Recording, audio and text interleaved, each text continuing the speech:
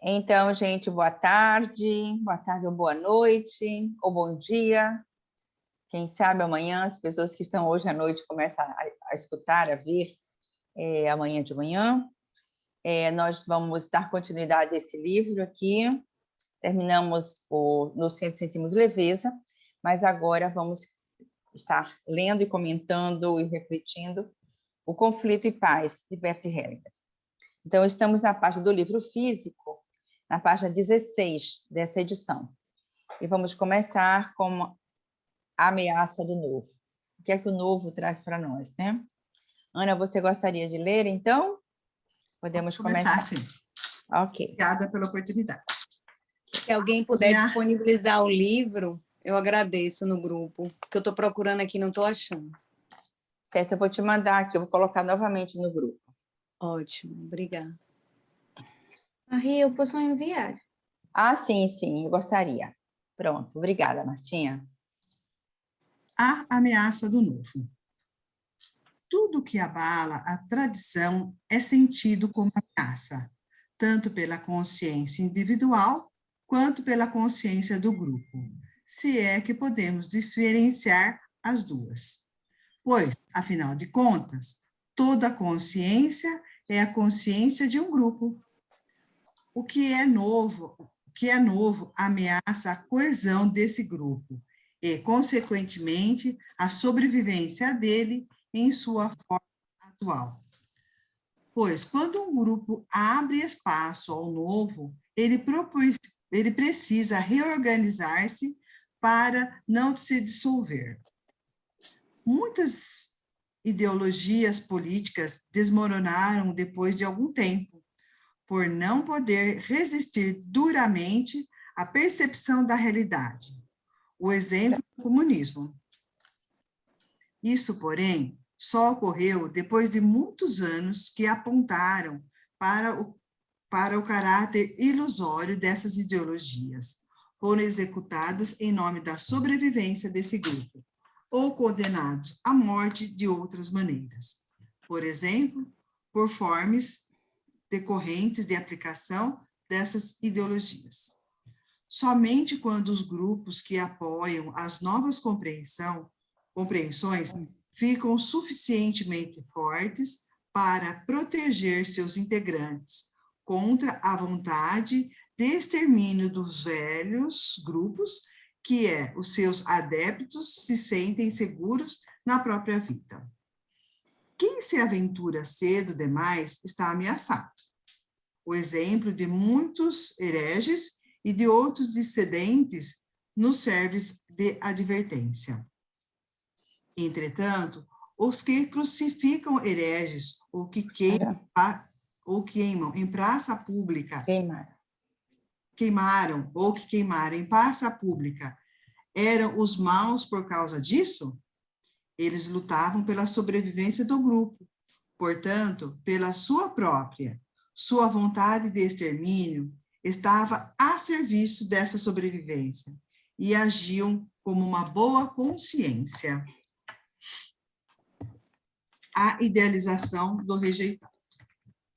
Quando alguém, sob o influxo da boa consciência, rejeita alguém, seja por motivo que for, uma outra instância psíquica força-o a dar ao rejeitado um lugar na sua alma.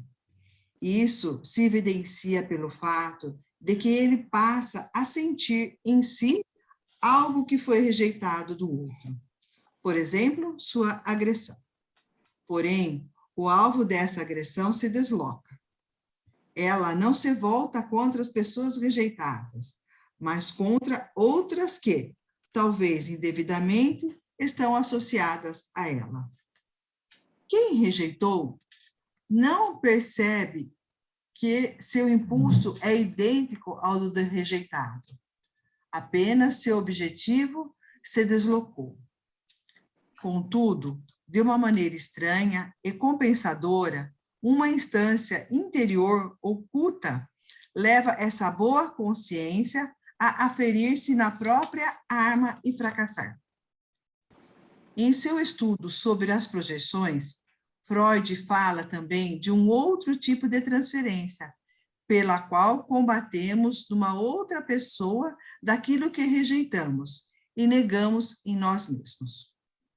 Outro modo de deslocamento se mostra quando os filhos incorporam em seu comportamento algo rejeitado por seus pais.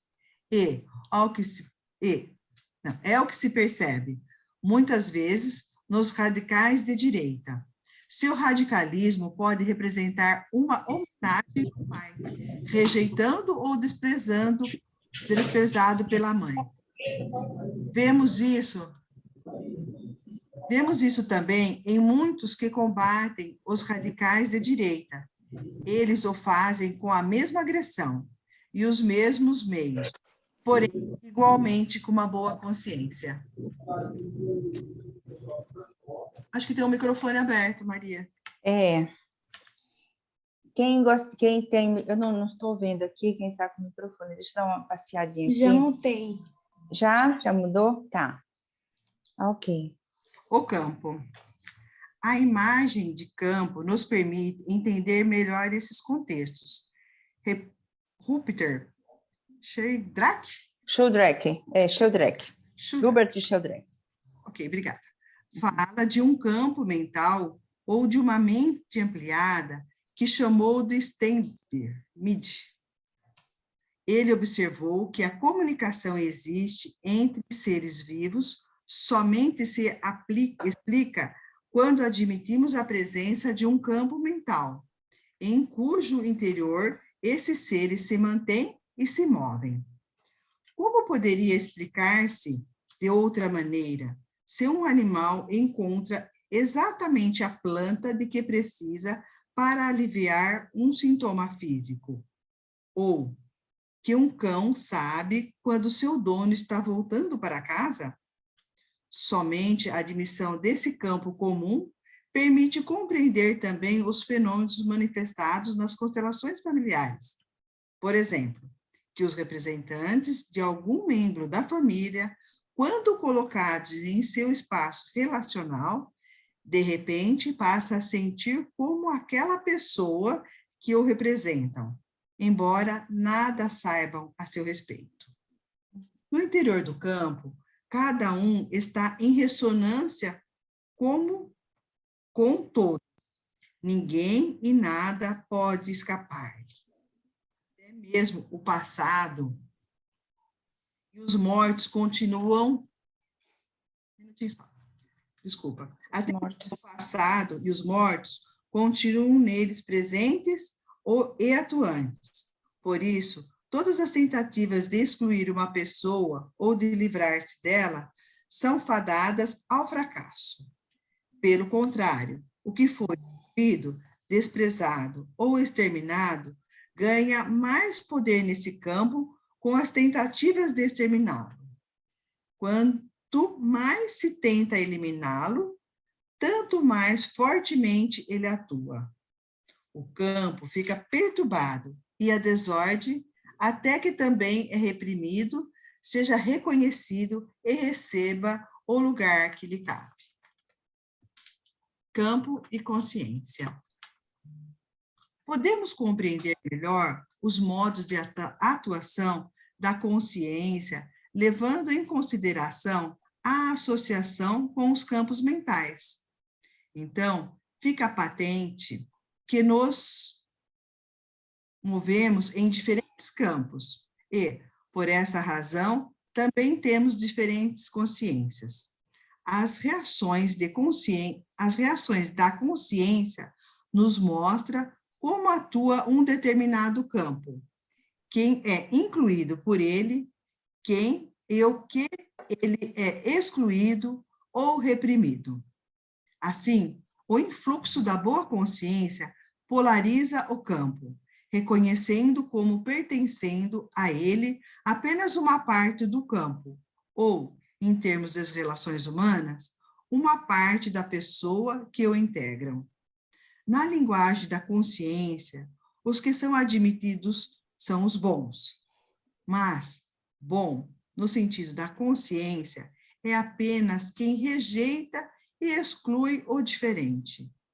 Entretanto, o que for reprimido ou excluído não pode ser expulso do campo. Pelo contrário, reforça-se nele. Por consequência, o que foi reprimido coloca sob uma pressão crescente os pretensos bons.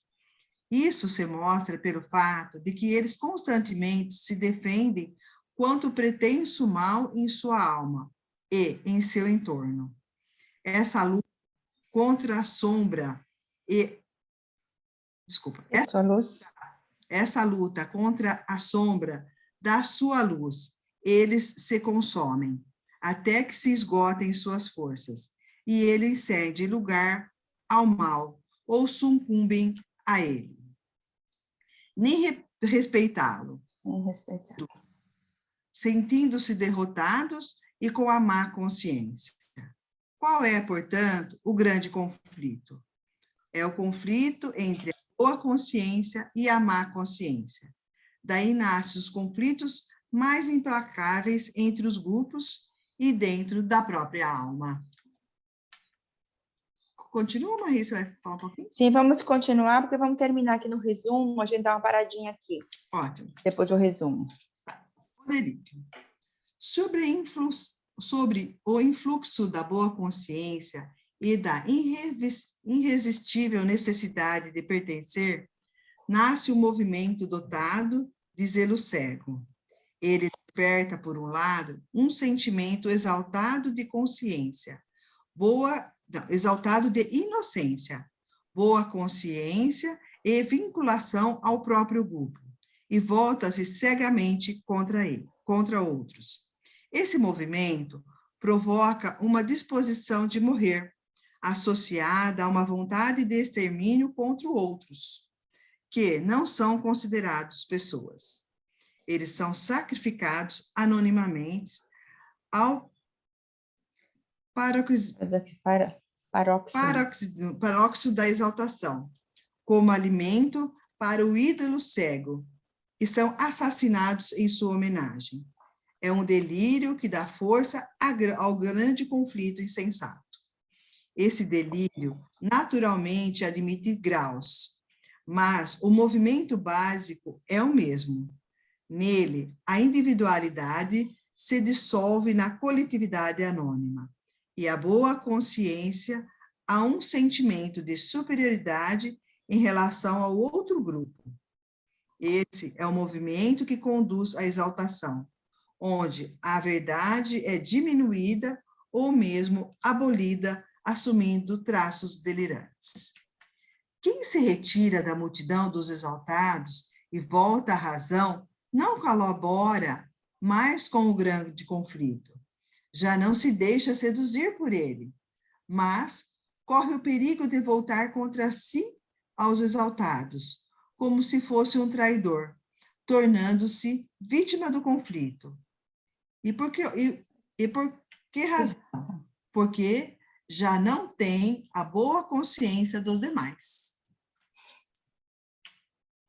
Profundo, né? Muito. Nós vamos falar sobre isso.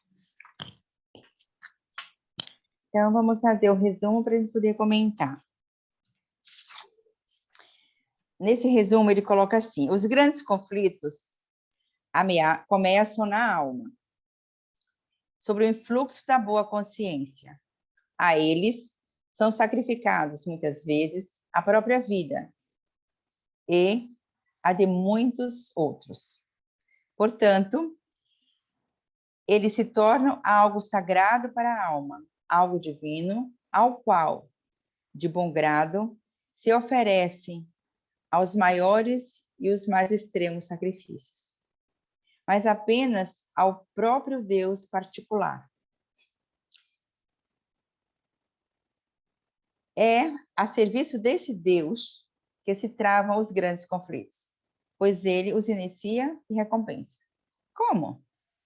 Sobretudo, depois da morte, pois a vida das vítimas é o alimento que lhes é constantemente oferecido. Ela glorifica esse Deus no grupo e assegura a sua demolição sobre ele, dominação sobre ele. Existe alguma saída para nós? Vou procurá-la no próximo segmento. Ele vai encontrar quando ele vai falar da grande paz. Mas voltando aqui no início, né? Olhando do começo desse novo, que ele coloca uma frase que me chama a atenção, e eu gostaria que vocês pudessem trazer aquilo que de dúvidas, de contribuições, de compreensões que vocês tiveram, tá bom? Então, assim, sua vontade de extermínio está a serviço da sobrevivência e agiam com boa consciência. Então, nós, quando lemos isso aqui, a gente viu que, em nome da boa consciência, nós podemos cometer grandes conflitos. A boa consciência também está a serviço daquilo que o grupo representa como certo. Então, todas as pessoas que levantam a bandeira do certo vai excluir alguém porque eles ficam filiados à boa consciência grupal. E como a outra parte do grupo, ou do outro grupo, pensa, sente, compreende diferente, então aí começam as exclusões, né? Então, principalmente quando a gente está voltado para um processo ideológico, e nós vemos agora, e cada vez mais, trazermos essa compreensão do que a gente vive hoje, quem é contra, quem é a favor, e sempre vivemos isso nos times de futebol, nós vemos isso, tem que ter os contra, e quantas mortes ocorrem, quantas confusões e quantas brigas ocorrem porque o outro pensa diferente, torce diferentemente, né? Assim são os pequenos grupos, assim são entre as famílias, assim são entre os partidos, assim é na guerra. Alguém assume uma postura e alguém é contra. Então, e se é a favor, é por uma boa causa. Então, as boas causas estão relacionadas também com a consciência, né? Por isso que ele fala, eu achei muito bacana quando ele coloca, ele não faz muita distinção entre a consciência pessoal e a consciência do grupo, né? Toda consciência é consciência de grupo. Ou seja, aquilo que eu percebo como correto, aquilo é correto para a minha família, para o meu grupo de trabalho, é correto para as pessoas que se filiam a mim, é correto para os meus amigos, por isso que fazemos esses grupinhos, para que as pessoas possam estar termina ficando uns contra os outros. Então, seja bem-vindo, Alexander.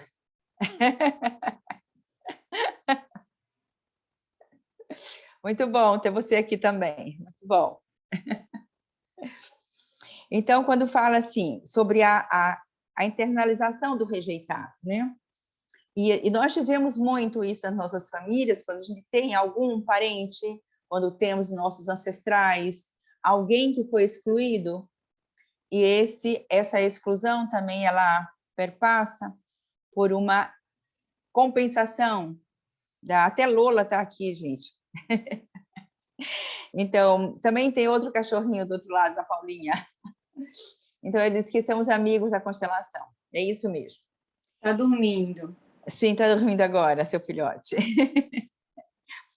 Então, olha quando ele coloca assim, ela não se volta contra as pessoas rejeitadas, mas contra outras que talvez indevidamente estão associadas a ela. Quando numa família alguém causou um dano e nós vemos que alguém associado a essa outra pessoa, há um deslocamento quando ele fala de Freud, Freud que trouxe trouxe mais essa terminologia quando ele fala da transferência e da contra-transferência. Como nós projetamos para outra pessoa aquilo que foi o outro causador. Então, quando a gente faz isso também a serviço da boa consciência. Então, se eu não gosto do pai, se eu não gosto de alguém da família, eu transfiro para os filhos, eu transfiro para o cachorro, eu transfiro para alguma coisa que faz filiação com aquela pessoa. está próximo, que identifica. Então, é para a gente olhar, observar como nós podemos também fazer esse deslocamento do sentimento e fazemos esse deslocamento também para essa vertente. É para aquilo que compensa, né? Que compensa talvez a nossa consciência. E a gente faz isso, a gente coloca assim, a minha consciência. Eu tenho uma consciência de... Eu estou falando da minha consciência que também julga, é a consciência pessoal. Mas ele traz uma clareza muito grande quando ele fala de Hubert Sheldrake, quando ele fala dos campos. Esse campo aqui que ele fala é o campo mórfico genético, é o campo das influências, é o campo das informações, é o campo do registro da alma da família, é onde a consciência é capturada e também onde a consciência atua, né? No campo. Por isso que ele traz algo importante. O que acontece com as constelações, quando os representantes sentem aquilo do qual eles estão ali representando, sem ao menos saber, sem ao menos conhecer o que se passou naquela família, ele sente tal como foi. E o que ele representa ali? O que é que ele revela ali? Ele revela através desse campo de captura, de captação do que ocorreu. Então, por isso que ele coloca algo do sentir. Sentiu-se como aquela pessoa que representam, embora nada saibam a seu respeito. Então, tanto vivos quanto mortos, os passados, até mesmo o passado e os mortos, continuam nele presentes e atuantes. Então, continua presente no indivíduo, mesmo tendo passado várias gerações. E eu lembro, numa das idas aí na Alemanha, quando eu estava assim no trabalho com o Bert, e dentro de uma constelação, não se sentia que havia movimentação ali com os representantes. E uma pergunta que o Bert fez, ele pôde perceber que aquilo não pertencia àquela geração, pertencia a muitas outras gerações atrás. Então, muito importante, quando a gente está participando de uma constelação, nós estarmos focados e presentes para poder entender, muitas vezes, o que a gente não entende, mas que um bom constelador pode perceber, pela percepção, pela observação, pela intuição, pela leitura do campo mórfico, é que algo existe além ou para além daquilo que está sendo mostrado ali. Uma coisa que Bert perguntava era assim, você se identifica... Não, você reconhece isso? E geralmente o que está sendo mostrado, e nem sempre se é colocado toda uma história, né? É apenas, a gente constela um tema, constela uma sensação, constela algo que está fora do lugar, para que a gente possa ajudar a pessoa a enxergar, a ver de uma forma ampla aquilo que está nas dinâmicas ocultas. Por isso que não é tão fácil você ser um constelador, né? Precisa de muita experiência. Então, isso está registrado neste campo. Então, por que Bert trouxe essa orientação aqui, esse esclarecimento do campo? Para poder a gente ver como atuam as consciências no campo. E depois, no seguinte, ele fala o campo da consciência, que nós estamos submetidos a várias consciências. E temos consciência do grupo que pertencemos no colégio, temos um grupo da família que a gente pertence, temos um grupo de amigos, temos um grupo de trabalho, e para cada grupo, vocês podem ver no WhatsApp, né? Nós temos vários grupos, e para cada grupo, nós nos manifestamos de maneira a pertencer a esses grupos. Então, nós vamos como? Com a nossa boa consciência, para não nos sentirmos ameaçados de não pertencer. Ok? Perceba, assim, o esforço que às vezes a gente faz para continuar a pertencer. E às vezes a gente levanta bandeiras duras do amor cego, que ele chama de zelo cego, para pertencer. Então, qual é o grande conflito? O grande conflito é entre a boa consciência e a má consciência. Se eu assumo pensar diferente do meu grupo, de determinado grupo, eu ali estou trazendo algo novo, eu ali estou trazendo algo que eu vou me sentir com a má consciência se o grupo não aceita a minha forma de estar. E muitas vezes, a gente precisa estar prestando muita atenção, que às vezes nos submetemos grandemente a fazermos coisa, a pensarmos coisas que o coração diz não. Mas, para pertencer, eu digo sim, verbalmente. Então, e se eu digo não, eu vou agir com a minha má consciência. E provavelmente eu desarrume este grupo. Por isso que ele coloca lá na frente sobre as ideologias. Muitas ideologias políticas desmoronaram depois de algum tempo por não poder resistir duradouramente à percepção de uma nova realidade. Por isso as coisas são cíclicas, começo, meio e fim, as coisas podem terminar quando não há uma flexibilidade e também quando a consciência entra em jogo. Toda consciência é uma consciência de grupo. Se algo ameaça a continuidade desse grupo, ou esse indivíduo é convidado a sair, ele é banido do grupo, ou ele permanece e dá um outro rumo ao grupo.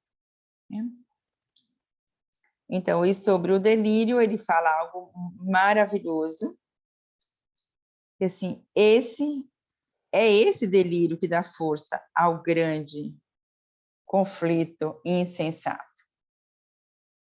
Olha aqui, ele desperta, por um lado, um sentimento exaltado de inocência, boa consciência e vinculação ao próprio grupo, e volta-se cegamente contra outros. Então, vamos ampliar a nossa visão para enxergar os grupos de qual pertencemos, porque aqui a gente consegue entender qual é o influxo da boa consciência. A boa consciência vai fazer de tudo para pertencer.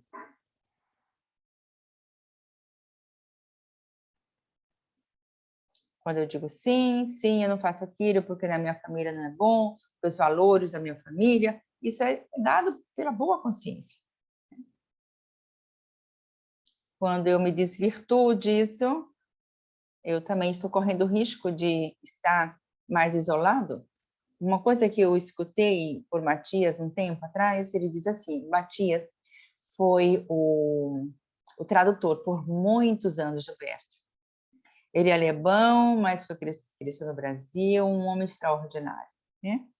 E ele traz assim, que nós, apesar de que podemos achar até que nós vamos ser excluídos da família, mas é impossível sermos excluídos, porque o sentimento é desse afastamento, dessa sensação de desconforto por não ser acreditado, nem acolhido, nem feito a modificação do grupo, e as pessoas nem sempre aceitam as ideias daquela pessoa, mas ele jamais pode ser excluído. Principalmente porque, querendo ou não, ele vai pertencer sempre, né? Porque ali existe uma linhagem, ali existe o sangue, ali existe uma genética, ali existe tudo, né? Existe tudo. Mas, assim, no nível do sentimento, a gente é movido muito pelo sentimento, pelas emoções, né? É no nível das emoções que, às vezes, nós também sentimos muito. É no nível da consciência que a gente faz qualquer coisa para esse pertencimento. Esse pertencimento quanto aceitação. Queremos, sofremos, por querermos estar sendo aceitos. Em todos os grupos, queremos ser vistos e queremos ser aceitos. E muitas vezes, muito mais do que isso, queremos ser reconhecidos, principalmente na esfera do trabalho. Principalmente na esfera do trabalho, porque é onde nós podemos mostrar o nosso lado adulto de poder estar a serviço do outro, né? E é exatamente lá que a gente pode fazer essa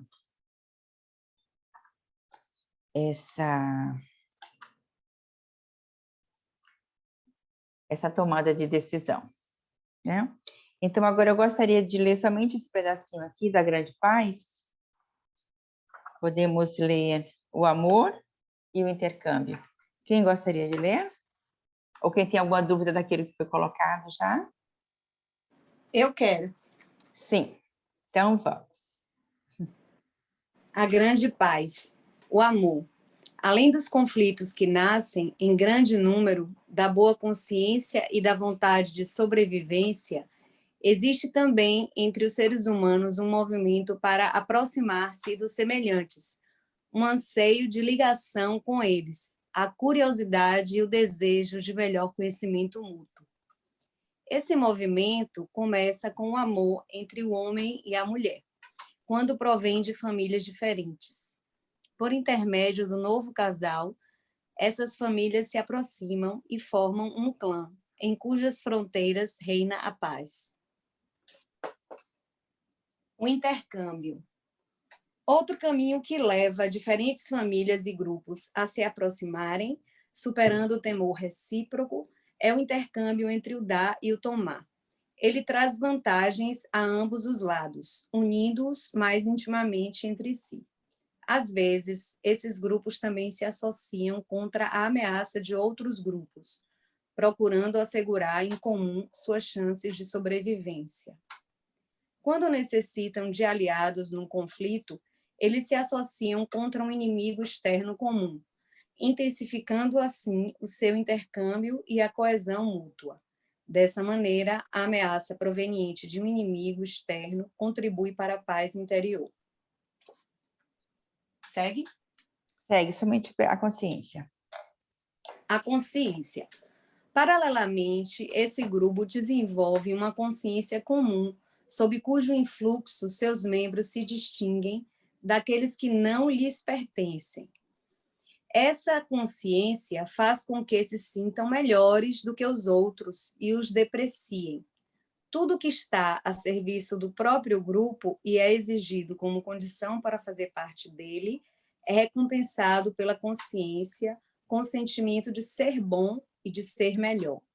Nesse contexto, todas as ações empreendidas contra outros para reforçar a distinção e a proteção contra eles, inclusive os sentimentos agressivos que aumentam a disposição para a luta e o conflito, são aprovadas e recompensadas pela consciência. A paz no interior do grupo e a boa consciência que a garante são condições para o bom êxito na condução dos conflitos contra o exterior. Ok, vamos ficar por aqui, a gente vai começar a contextualizar isso aqui, né? Então, quando ele coloca a grande paz, e ele coloca que o amor, ele diz que o amor, que aqui está as bordas, né? As bordas são as fronteiras que reinam a paz, e ele coloca como o amor, como sendo um veículo que propicia também essa paz. E eu digo de antemão, né? O conflito, ele não é ruim em si, porque o conflito faz que ajuda a acontecer várias mudanças e transformações. Nós precisamos estar muito maduros para encarar esse conflito e olhar como veículo de crescimento. As fronteiras onde reina a paz são as bordas. Então, além dos conflitos que nascem em grande número, da boa consciência e da vontade de sobrevivência, porque também o extermínio é uma vontade de sobrevivência. Quando um grupo ele quer destruir o outro grupo, ele está sob ameaça. Nós estamos vendo agora isso com essa guerra, né? E essa sobrevivência, ela entra em jogo.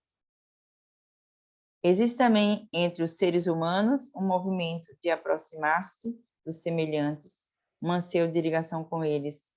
Esse anseio de ligação é o anseio da sobrevivência, de não ser excluído. Mas quando ele coloca aqui, esse movimento começa com o amor entre um homem e uma mulher, a gente vê aqui o início de um processo familiar. O homem e a mulher, eles só estão linkados no sentido pleno de clã quando nasce o filho, quando porvém de famílias diferentes. Por entanto, o novo casal, suas famílias se aproximam e formam um clã. Quando um homem e uma mulher se unem, eles provêm de outros clãs. Então, quando se une ali através da consumação do amor que é pelo filho, essa união dessas duas famílias, elas tendem a viver um equilíbrio desequilibrado. Então, a gente olha em prol do filho, eu amo a minha sogra e o meu sogro. Em prol dos filhos, eu mantenho a paz, eu mantenho o controle. Quando algo de fora acontece e vem como ameaça, então toda aquela tensão que estava gerando ali da boa convivência, isso também é extravasado. Então é o intercâmbio entre o dar e o tomar. Então eu gostaria de falar um pouquinho sobre esse binômio aqui, dar e tomar. Esse dar e tomar é uma das leis que Berta descobre como a lei do equilíbrio entre as trocas. Então, quando você casa com alguém, você toma essa família para si. E muitas vezes, quando um casamento está ameaçado, naquele momento, ela ou ele não tomou o seu parceiro ou a sua parceira devidamente, tal como ele é. Essa família, que provém o seu marido, ou que provém a sua esposa, ela faz parte de você, que não se casa apenas com o homem nem com a mulher, você casa com a família inteira. E quando você casa com a família inteira e não toma esta família, e ela não faz parte, algo fica ferido. E aí começa, no nível da alma, olha que Bert coloca, né? Que o conflito está no nível da alma.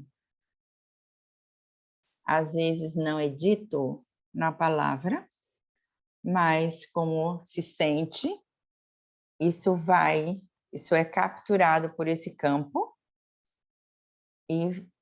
e essas pessoas que estão presentes neste clã, elas também são influenciadas por esse sentimento, por essa emoção, pelo seu comportamento, ele de alguma maneira ele é percebido.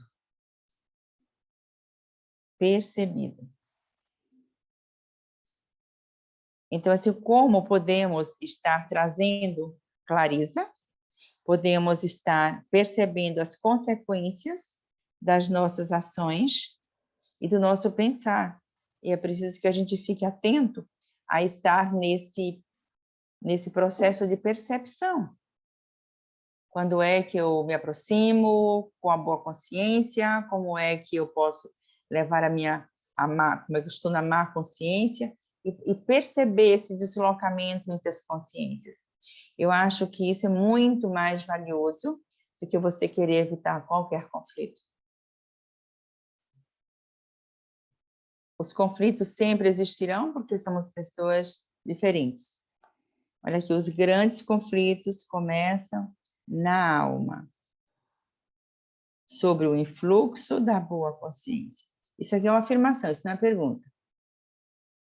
Paulinha, fale. Eu vi assim que queria que você tirasse minha dúvida.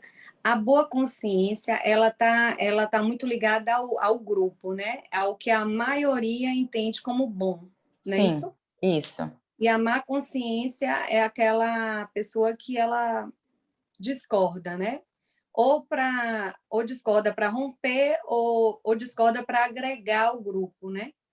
Para que esse grupo, no caso, aumente não, modifique a boa consciência, seria assim? E às vezes nós temos a má consciência quando fazemos algo ou temos alguma atitude que vá ferir ao grupo. Sim. Né? Um exemplo, quando casamos com alguém que o pai e a mãe não aprovam, mas casamos. Sim. Então, assim, qual é o sentimento que acompanha essa rebeldia? É o sentimento da má consciência. Eu não deveria, mas fiz. Sim. E se algo acontece, o sentimento é, nossa, eu errei. Então, quem faz essa análise, se não for a má consciência? Isso foi uma percepção de Bert que eu acho que é uma das grandezas que ele traz para o nosso conhecimento, além das leis, né, das descobertas das leis, como nós nos movemos diante dessa grande alma quando a gente fere as leis, que é a lei do pertencimento, a lei da hierarquia e a lei das trocas, do dar e do tomar. Foi esse movimento da boa e da má consciência. Como isso atua em nós? E, em nome da boa consciência, fazemos também grandes conflitos. No caso, seria externos ao grupo, né? Eu vejo muito assim numa religião, num país, quando ele fala da questão dele se unir para ir contra um grupo, né? Contra um outro país. Nas famílias também acontece isso. Então, quantas famílias não excluem os filhos, os tios, os avós, porque em nome da boa consciência pensou diferente, em nome da boa consciência agiu diferente, distintamente. Eu achei muito interessante quando você falou da questão de, às vezes, você tem uma rusga com alguém da família, né? No caso, um marido com a cunhada. E há uma transferência daquele sentimento que ela tem com o pai, no caso, com o filho desse cunhado, né? E aí mistura tudo. E os próprios filhos também, eles começam a ter uma má consciência em relação a essa tia, por conta já daquela rusga, né? Que lançam sobre ela, daqueles comentários, daquelas... Sim, sim. É interessante a gente poder também ampliar e ver isso aí, porque quem trabalha com casais, com família, vê muito isso, muito. Isso sendo posto como grande conflito e impedimento para que o amor possa circular de uma forma mais livre.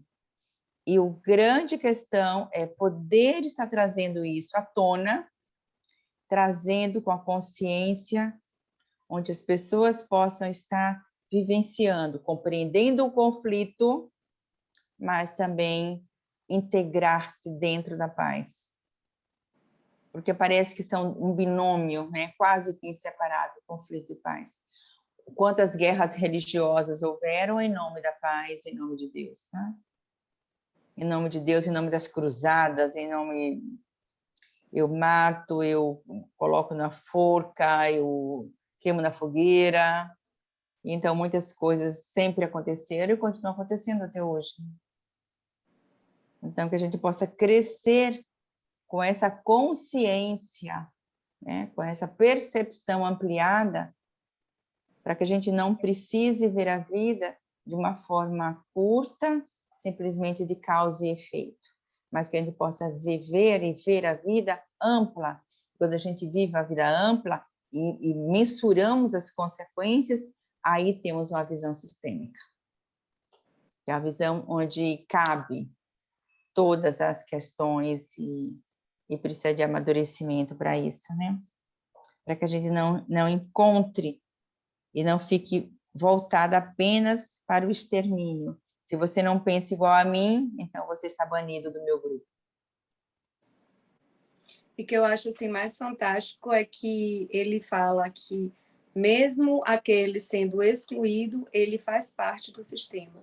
Isso. Então, ele faz parte do todo, né? Uhum. Ele não está fora. Aí, o que faz com que o conflito, ele realmente ele se inflame, né? Porque a pessoa não vai sair dali, ela não vai sair do sistema. Sim. E acho que a solução da grande paz é você incluir mesmo. Incluir. Não tem saída. Não tem saída. Não tem saída. E depois podemos, depois desse livro, podemos também trazer o livro de Bert que fala sobre os excluídos, tá? Que é um livro fantástico, fantástico. Ele fala exatamente sobre os excluídos, e ele traz um pouco da história dele também. Porque uma pessoa que pensa diferente também sofre da exclusão, né? Qualquer pessoa. Então, a gente pode olhar para a nossa vida pessoal mesmo, né? O quanto que nós, da nossa história, por darmos um passo diferente, da grande maioria, alguém torce o narizinho. E também fazemos a mesma coisa com alguém, né, que ameaça a hegemonia desse grupo. Então, é por isso que a gente tenha muito cuidado para estar nesse processo de incluir. Porque o Bert coloca assim, né? Quanto mais excluímos algo, mais aquilo tende a aparecer e a voltar. Então, gente, foi muito bom esse momento que passamos juntos, né? Então, vamos continuar para a próxima semana. Tá? E aí vocês podem fazer anotação e trazer para que a gente possa comentar outras situações que possam ocorrer na mente, na lembrança durante a semana.